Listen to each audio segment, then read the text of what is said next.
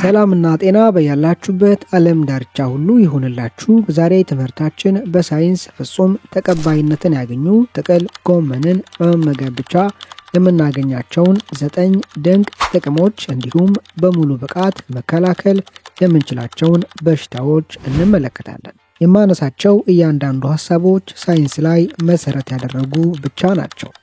ጥቅል ጎመንን መመገብ ከሚሰጠን ጥቅሞች መካከል የመጀመሪያው በሰውነታችን ውስጥ ዘርፈ ብዙ ጥቅም ያላቸውን ቫይታሚኖች፣ ንጥረ ነገሮች ይዟል። አልሚ ምግቦች ብለን የምንጠራቸው በዋናነትና በብዛት ከያዛቸው ንጥረ ነገሮች መካከል ቫይታሚን ሲ፣ ቫይታሚን ኬ፣ ቫይታሚን ቢ6 እና ፎሌት በሌላ ስሙ ቫይታሚን ቢ9 ይጠቀሳሉ። ጥቅል ጎመን ውስጥ ያሉት እነዚህ አልሚ ምግቦች ከሚሳተፉባቸው የሰውነታችን ተግባሮች መካከል ዋነኞቹ የሚከተሉት ናቸው። ቫይታሚን ኬ በሰውነታችን ውስጥ ጤናማ የደም መርጋት ስርዓት እንዲኖር ቀጥተኛ ተሳትፎን የሚያደርጉ ፕሮቲኖች ክሎቲንግ ፋክተር ብለን የምንጠራቸው በሰውነታችን ውስጥ ምርታቸው እንዲኖር አስፈላጊ ነው።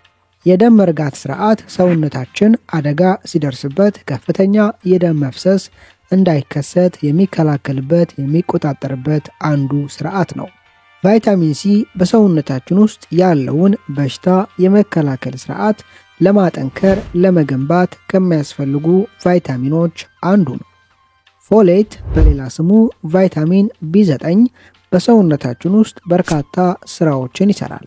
ከሚሳተፍባቸው የሰውነታችን ተግባሮች መካከል የቀይ ደም ህዋስ ምርት፣ የዲኤንኤ ምርትና እደሳ፣ የነርቭ ስርዓት ጤንነትን መጠበቅ፣ ማሻሻል ጥቂቶቹ ናቸው። እነዚህን ለጤንነታችን መሰረት የሆኑ ቫይታሚኖች ጥቅል ጎመንን በመመገብ ብቻ ማግኘት እንችላለን። ሁለተኛ፣ ከቁጥጥር ውጭ የሆነና የገነነ በሽታ የመከላከል ስርዓት መነቃቃት ኢንፍላሜሽን ብለን የምንጠራው በሰውነታችን ውስጥ እንዳይኖር ለመቆጣጠር የሚረዱ አንቲኦክሲዳንቶችን ይዟል። ለምሳሌ እጃችንን ምላጭ ሲቆርጠን የተቆረጥንበት ቦታ ላይ ይቀላል፣ ያብጣል። የሆነበት ምክንያት በሰውነታችን ውስጥ ያለው በሽታን የመከላከል ስርዓት ሰውነታችን ላይ ያሉ እነዚህ ህዋሳት ላይ የደረሰውን አደጋ ለመቀልበስ እነዚህን ህዋሳት መልሶ ለመገንባት መነቃቃቱን ስራ መጀመሩን ሰውነታችን ምልክት ለማሳየት ነው። ነገር ግን ይህ በሽታን የመከላከል ስርዓት ከቁጥጥር ውጭ በሆነ መልኩ ሲነቃቃ ሰውነታችን ላይ የተፈጠረውን ቀላል አደጋ ሊያባብሰው ይችላል። ይህ አይነት ኢንፍላሜሽን በሰውነታችን ላይ እንዳይከሰት የመቆጣጠር የመቀነስ ስራን የሚሰሩ አንቶሳያኒንና ሰልፎራፌን ተብሎ የሚጠሩ አንቲኦክሲዳንቶችን ይዟል። ለምሳሌ ያክል ሮማቶይድ አርትራይተስ ብለን የምንጠራው የመገጣጠሚያ አካባቢ ህመም በሰውነታችን ውስጥ ያለው በሽታን የመከላከል ስርዓት ከቁጥጥር ውጭ በሆነ መልኩ በመነቃቃት የመገጣጠሚያ ህብረ ህዋሳትን እንደ ባዕድ ህዋስ በመቁጠር ከማጥቃት ጋር ተያይዞ የሚፈጠር አደጋ ነው። ጥቅል ጎመን ውስጥ ያሉት እነዚህ አንቲኦክሲዳንቶች እንዲህ አይነት የጤና እክሎች የመፈጠር እድላቸውን በእጅጉ ያወርዳሉ። ሶስተኛ፣ ኦክሲዳቲቭ ስትረስ ማለትም የጎጂ ሞለኪውሎች ፍሪ ራዲካል መከማቸት በሰውነታችን ውስጥ እንዳይከሰት ለማስወገድ ይረዳል። ከላይ ጠቀስኳቸው ጥቅል ጎመን ውስጥ የሚገኙት አንቶሳያኒን እና ሰልፎራፌን አንቲኦክሲዳንቶች በሰውነታችን ውስጥ በተለያየ ምክንያት አጋጣሚ የሚመሰረቱ ጎጂ ሞለኪውሎች ፍሪ ራዲካል ከሰውነታችን ክፍሎች ህዋሳት ጋር ኬሚካላዊ ለውጥን በመፍጠር ስር የሰደደ አደጋን እንዳያስከትሉ እነዚህ ጎጂ ሞለኪውሎች በላያቸው የያዙትን ኤሌክትሮን የማስጣል ስራን ይሰራሉ፣ ኒውትራላይዝ ያደርጋሉ። አራተኛ፣ የምግብ መፈጨት ስርዓትንና የሆድ ዕቃን ጤንነት በማሻሻል የሆድ ድርቀትን ይከላከላል። ጥቅል ጎመን በውስጡ በውሃ የሚሟሙትንም በውሃ የማይሟሙትንም ፋይበሮች ይዟል። በውሃ የማይሟሙት ፋይበሮች የአንጀት እንቅስቃሴን በማሳለጥ የሆድ ድርቀትን ያስወግዳሉ። በውስጡ የያዛቸው በውሃ የሚሟሙት ፋይበሮች ደግሞ እንደ ፕሪባዮቲክ ያገለግላሉ። ይህም ማለት በሰውነታችን ውስጥ ላሉ ጠቃሚ ህዋሳት፣ ባክቴሪያና ለመሳሰሉት እንደ ምግብ በማገልገል የምግብ መፈጨት ስርዓት ጤንነትን ያሻሽላሉ።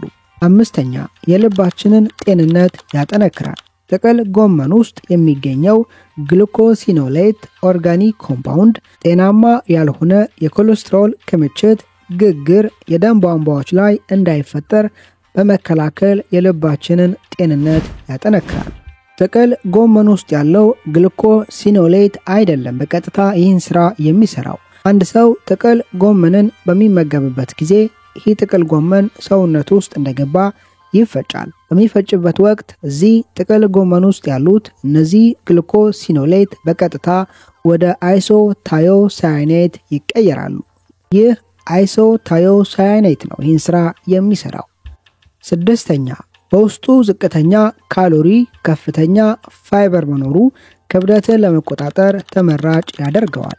ጥቅል ጎመን ውስጥ ያሉ ፋይበሮች በቀላሉ የመጥገብ ስሜትን በመፍጠር በሰውነታችን ውስጥ ረዘም ላለ ጊዜ ሳይፈጩ በመቀመጥ ክብደታችንን እንድንቆጣጠር ይረዳሉ። ሰባተኛ ትልቁ አንጀት ላይና ጡት ላይ ሊፈጠር የሚችል ካንሰርን የመከላከል አቅም አለው። በተደጋጋሚ በተደረገ ጥናት ጥቅል ጎመን ውስጥና ሌሎች አትክልቶች ውስጥ ያለው ሰልፎራፌን አንቲኦክሲዳንት ይህ አይነት ባህሪ እንዳለው ማረጋገጥ ተችሏል። ስምንተኛ ለአጥንት ጥንካሬና ጤንነት ያለው ጠቀሜታ ከፍተኛ ነው። ጥቅል ጎመን በውስጡ በርካታ ምግቦች ውስጥ በቀላሉ የማይገኘውን ቫይታሚን ኬ ይዟል። ቫይታሚን ኬ በሚከተለው መንገድ የአጥንታችንን ጤንነት ይጠብቃል። አንደኛ ለአጥንት ግንባታ አስፈላጊ የሆነው ኦስቲዮካልሲን ፕሮቲን እንዲነቃቃ ያደርጋል። ለአጥንታችን ጥንካሬ ውቅረት አስፈላጊ የሆነው ካልሲየም መጠኑ ከሚፈለገው በታችም በላይም እንዳይሆን የመቆጣጠር ስራን ይሰራል። ይህ ስራውን የሚሰራው ከቫይታሚን ዲ ጋር በመተባበር ነው። የመጨረሻ ጥቅም ዘጠነኛ የቆዳን ጤንነት ውበት ይጨምራል። ጥቅል ጎመን በውስጣቸው በከፍተኛ ክምችት ቫይታሚን ሲን ከያዙ አትክልቶች አንዱ ነው። ቫይታሚን ሲ ለቆዳችን ጤንነትና ውበት የጀርባ አጥንት የሆኑ ተግባራት ላይ ቀጥተኛ ተሳትፎን ያደርጋል። ለአብነት ያክል ጥቂቶቹን እንመልከት። አንደኛ ለቆዳችን የመለጠጥ አቅምን ጥንካሬንና ልስላሴን የሚሰጠው ኮላጅን ተብሎ የሚጠራው ፕሮቲን በሰውነታችን ውስጥ በበቂ መጠን እንዲመሰረት ቫይታሚን ሲ እጅግ በጣም አስፈላጊ ነው። ሁለተኛ ቫይታሚን ሲ ከሚፈለገው በላይ የሜላኒን አቅላሚ ምርት በሰውነታችን ውስጥ እንዳይኖር የመገደብ ስራን ይሰራል። በሰውነታችን ውስጥ ከፍተኛ የሜላኒን አቅላሚ ምርት በሚከሰትበት ወቅት ተያይዞ ማዲያት፣ የቆዳ መበለዝና ሌሎች የቆዳ ችግሮች ይከሰታሉ። የዚህን አቅላሚ ምርት ከሚጨምሩ ድርጊቶች መካከል የሆርሞን መዛባት፣ በተደጋጋሚ ለከፍተኛ ፀሐይ መጋለጥና ቆዳ አካባቢ ላይ የተለያዩ አደጋዎች መከሰት ዋነኞቹ ናቸው።